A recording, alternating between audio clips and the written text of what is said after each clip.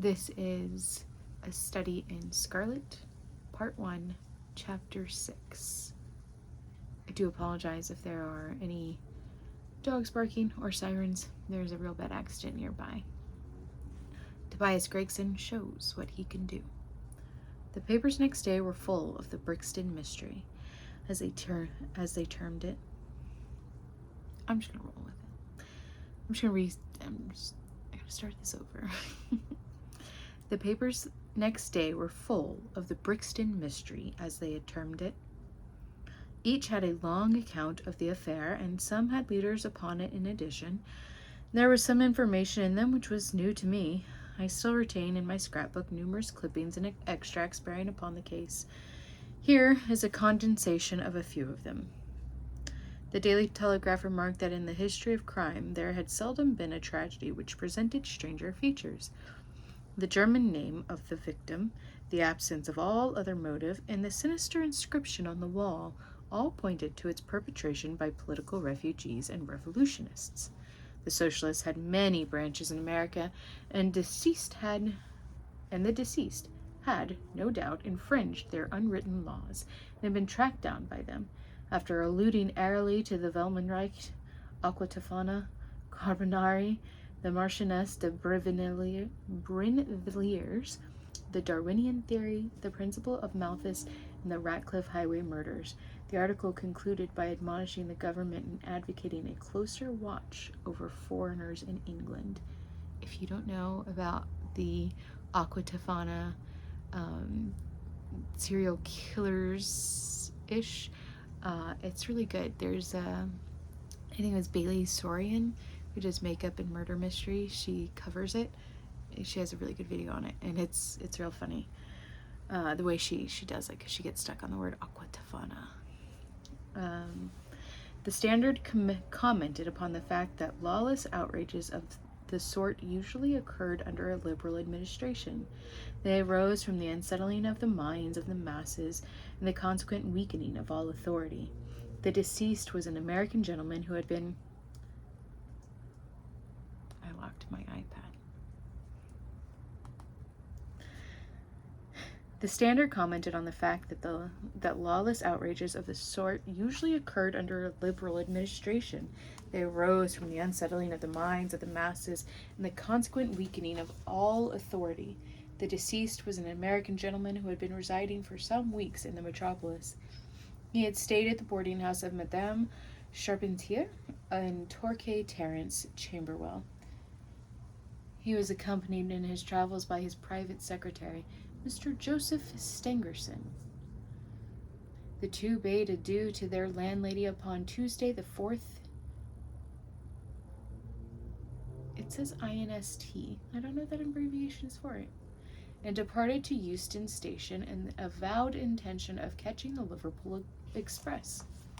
They were afterwards seen together upon the platform.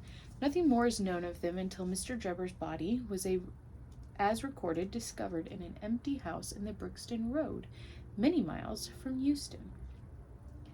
How he came there or how he met his fate are questions which are still involved in mystery. Nothing is known of the whereabouts of Stangerson. We are glad to learn that Mr. Lestrade and Mr. Gregson of Scotland Yard are both engaged upon the case, and it is confidently and anticipated that these well-known officers will speedily throw light upon the matter. The Daily News observed that there was no doubt as to the crime being a political one. The despotism and hatred of liberalism which animated the continental governments had the effect of driving to our shores a number of men who might have made excellent citizens were they not sourced by the recollection of all that they had undergone. Among these men there was a stringent code of honor, any infringement of which was punished by death. Every effort should be made to find the Secretary Stangerson and to ascertain some particulars of the habits of the deceased. A great step had been gained by the discovery of the address of the house at which he had boarded, as a result which was entirely due to the acuteness of the energy of Mr. Gregson of Scotland Yard. Sherlock Holmes and I read these notices over together at breakfast, and they appeared to afford him considerable amusement. I told you I told you that whatever happened, Lestrade and Gregson would be sure to score. That depends on how it turns out. Oh, bless you. It doesn't matter in the least. If the man is caught, it will be on account of their exertions. If he escapes, it will be in spite of their exertions. It's heads I win, tails you lose. Whatever they do, they will have followers. Un sot trouve toujours un plus sot qui les admire. If you speak French, I'm sorry. I do the best I can. What on earth is this? I cried, for at this moment there came the pattering of many steps in the hall and on the stairs, accompanied by audible expressions of disgust upon the part of our landlady. It's the Baker Street division of the detective police force, said my companion gravely, and he spoke there, rushed into the room half a dozen of the dirtiest and most ragged street Arabs that ever I clapped eyes on. "Attention!" cried Holmes, in a sharp tone, and the 6 dirty little scoundrels stood in a line like so many disreputable statuettes. In future, you shall send up Wiggins alone to report, and the rest of you will wait in the street. Have you found it, Wiggins? No, sir, we hain't, said one of the youths. I hardly expect you would. You must keep on until you do. Here are your wages. He handed each of them a shilling. Now off you go, and come back with a better report next time. He waved his hand, and they scampered away downstairs like so many rats, and we heard their shrill voices next moment in the street. There's more work to be got out of one of those little beggars that ran out of a dozen of the force, Holmes remarked. The mere sight of an official-looking person seals men's lips. These youngsters, however, go everywhere and hear everything. They are as sharp as needles, too. All they want is organization. Is it on this Brixton case that you are employing them? I asked. Yes. There is a point which I wish to ascertain. It is merely a matter of time. Hello. We are going to hear some news now with a vengeance. Here's Gregson coming down the road with beatitude written upon every feature of his face. Bound for us, I know, yes, he is stopping. There he is!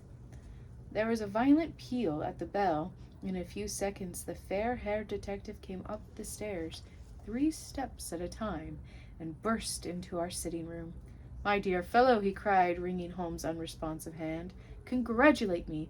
I have made the whole thing as clear as day. A shade of anxiety seemed to me to cross my companion's expressive face. Do you mean that you are on the right track? He asked. The right track? Why, sir, we have the man under lock and key. What is his name? Arthur Charpentier. Sub-lieutenant in Her Majesty's Navy, cried Gregson, pompously rubbing his fat hands and inflating his chest. Sherlock Holmes gave a sigh of relief and relaxed into a smile. Take a seat and try one of these cigars, he said. We are anxious to know how you managed it. Will you have some whiskey and water? I don't mind if I do, the detective answered. The tremendous exertions which I have gone through during the day or two have worn me out. Not so much bodily exertion, you understand, as a strain upon the mind. You will appreciate that, Mr. Sherlock Holmes, for we are both brain workers. You do me too much honor, said Holmes gravely. Let us hear how you arrived at this most gratifying result. The detective seated himself in the armchair and puffed complacently at his cigar. Then suddenly he slapped his thigh in a paroxysm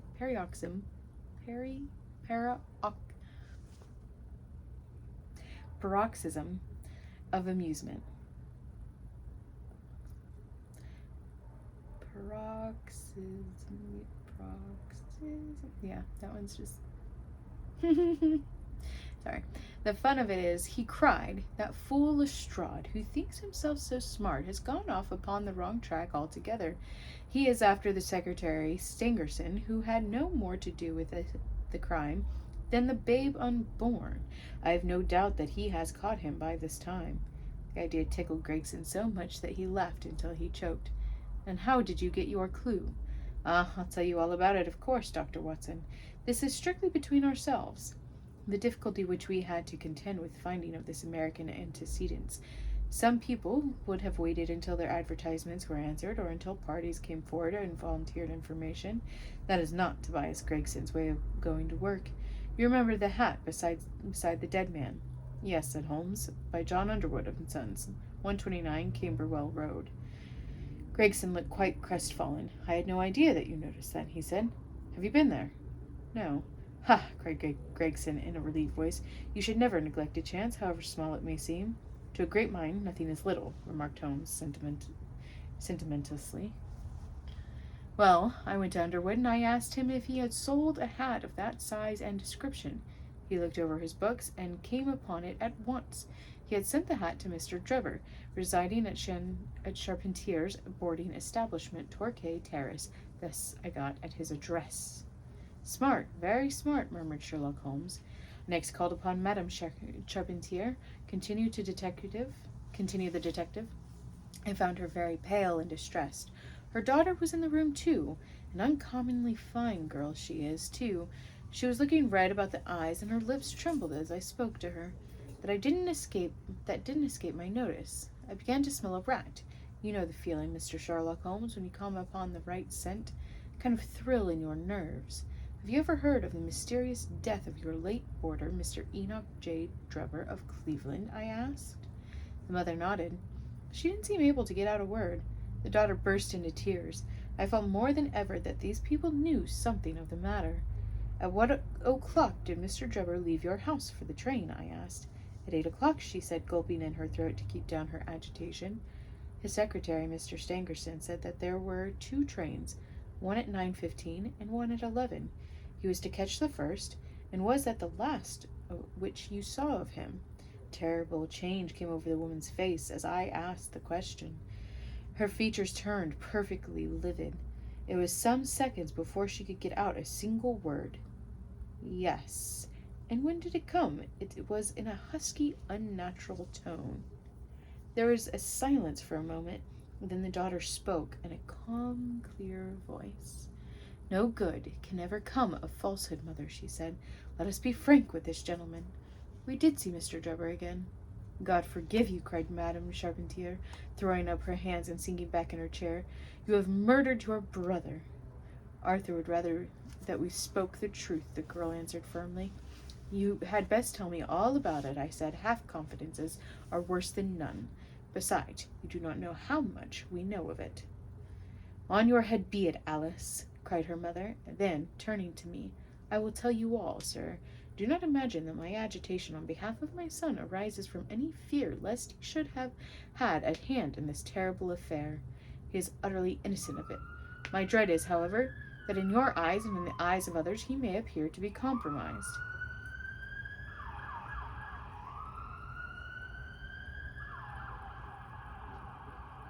"That, however, is surely impossible. His high character, his profession, his antecedents would all forbid it."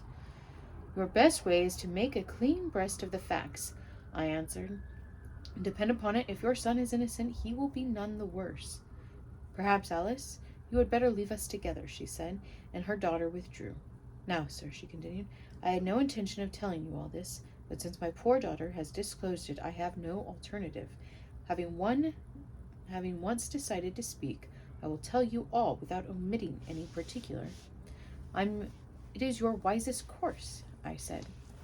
"Mr. Drebber has been with us nearly 3 weeks. He and his secretary, Mr. Stangerson, have been traveling on the continent. I noticed a Copenhagen label upon each of their trunks, showing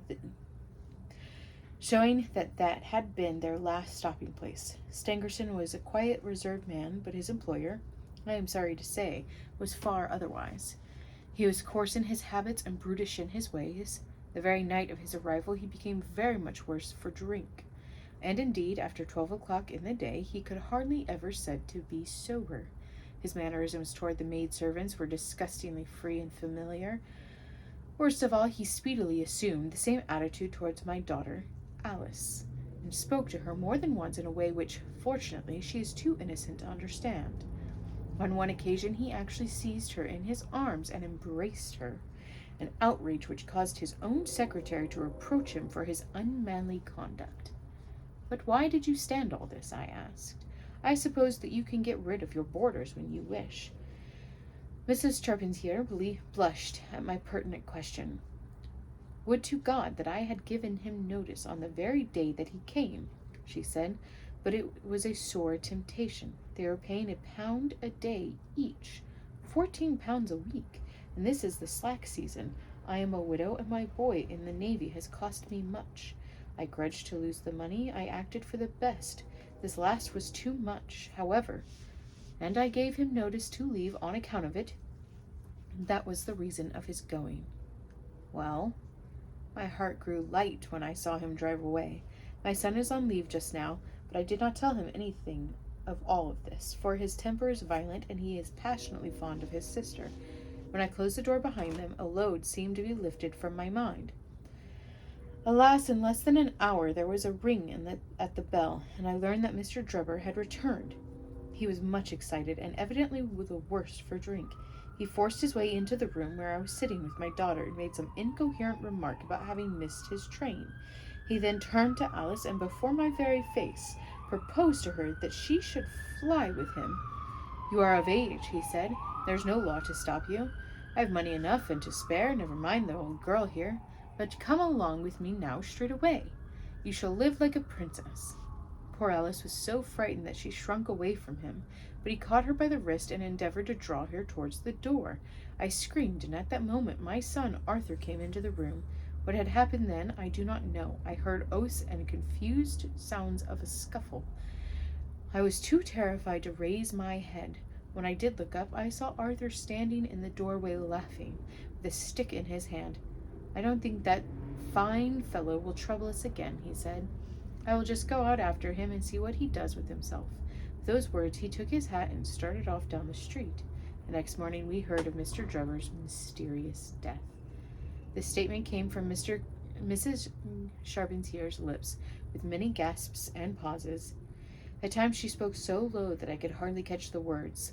I made shorthand notes of all that she said, however, so that there should be no possibility of a mistake. It's quite exciting, said Sherlock Holmes with a yawn. What happened next? When Mrs. Charpentier paused, the detective continued, I saw that the whole case hung upon one point.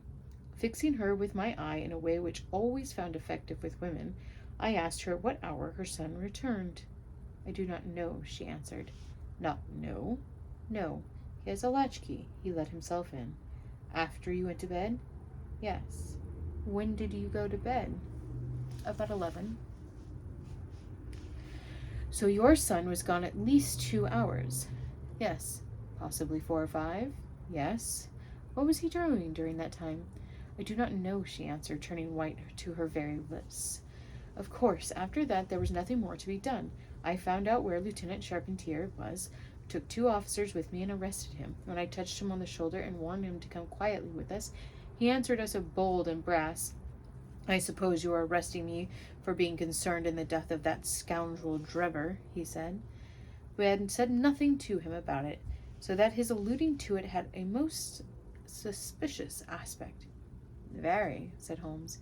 He still carried the heavy stick which the mother described him as having with him when he found Drebber. It was a stout oak cudgel. What is your theory, then? Well, my theory is that he followed Drebber as far as the Brixton Road, when there a fresh altercation arose between them, in the course of which Drebber received a blow from the stick in the pit of the stomach, perhaps which killed him without leaving any mark. The night was so wet that no one was about. So Charpentier dragged the body of his victim into the empty house. As to the candle, and the blood, the writing on the wall, and the ring, they may all be so many tricks to throw the police onto the wrong scent. Well done, said Holmes in an encouraging voice. Really, Gregson, you are getting along. We shall make something of you yet. I flatter myself that I have managed it rather neatly, the detective answered proudly. The young man volunteered a statement in which he said that after following Drebber some time, the latter perceived him and took a cab in order to get away from him. On his way home, he met an old shipmate and took a long walk with him. On being asked where this old shipmate lived, he was unable to give any satisfactory reply. I think the whole case fits together uncommonly well, what amuses me is to think of Lestrade, who had started off upon the wrong scent. I am afraid he won't make much of why, by Jove, here's the very man himself. It was indeed Lestrade who had ascended the stairs while we were talking, who now entered the room. The assurance and the jauntiness which generally marked the demeanor and dress were, however, wanting. His face was disturbed and troubled, while his clothes were disarranged and untidy. He had evidently come with the intention of consulting with Sherlock Holmes, for on perceiving his colleague he appeared to be embarrassed and put out. He stood in the center of the room, fumbling nervously with his hat and uncertain what to do. "This is a most extraordinary case," he said at last.